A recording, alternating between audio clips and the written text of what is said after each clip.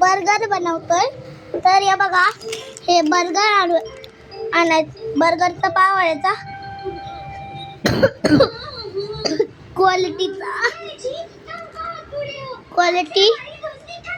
हे बघा, गोल पाव आणायचे असे तीळ लावलेले. तर बटाटा शिजत घालायचा, बटाटा सोलायचा. आवाज कमी कर टीव्हीचा.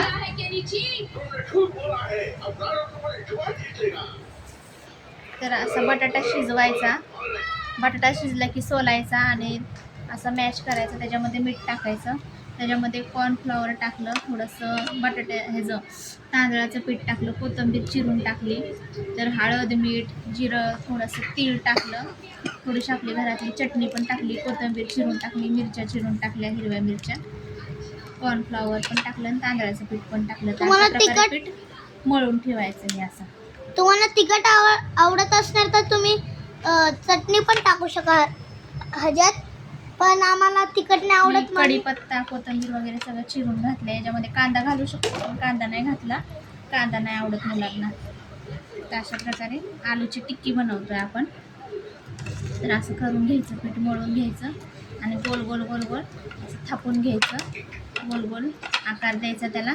आणि तव्यामध्ये तवा तापवून त्याच्यामध्ये तेल घालून 2 चमचे तेल घालायचं आणि मग फ्राय करायचं. थोड्याशा तेलामध्ये शालो फ्राय करून घ्यायचं, भाजून घ्यायचं आणि ते पावामध्ये घालायचं. त्याला सॉस वगैरे लावायचा, आपल्याकडे कुठल्या चटण्या कांदा टमाटा कांदा टमाटा वगैरे चिरून आहे ना ते पावामध्ये घालायचं. तर आपण आता करून घेऊया, गोल गोल टिक्क्या बनवून घेऊया.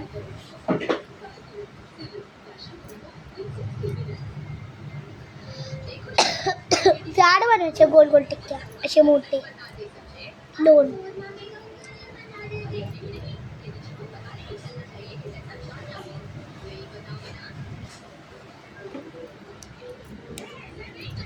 तर बघा, अशी एक टिक्की बनवली.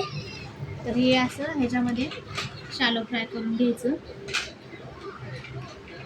आणि मग ते पावामध्ये मेयोनीज, परत आपलं टोमॅटो केचप वगैरे, कांदा टमाटा चिरून घालायचा गोल गोल आणि हे घालायची आलूची टिक्की त्याच्यामध्ये.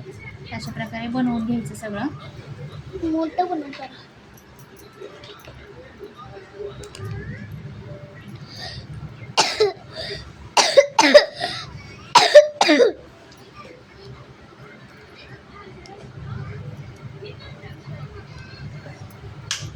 तर हे बघा, अशी एक जाड टिक्की बनली आहे.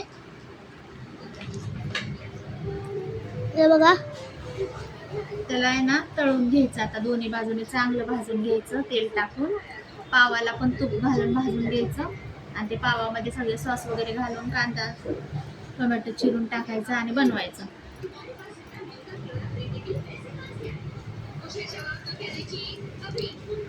आपण हे आलूची टिक्की बर्गर मध्ये नाही तर दही सोबत खाऊ शकता. चाट मसाला हे टाकून.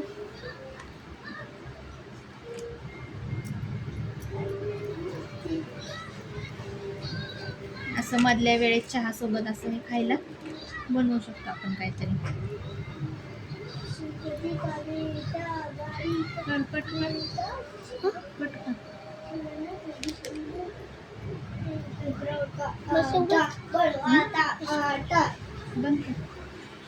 धन्यवाद.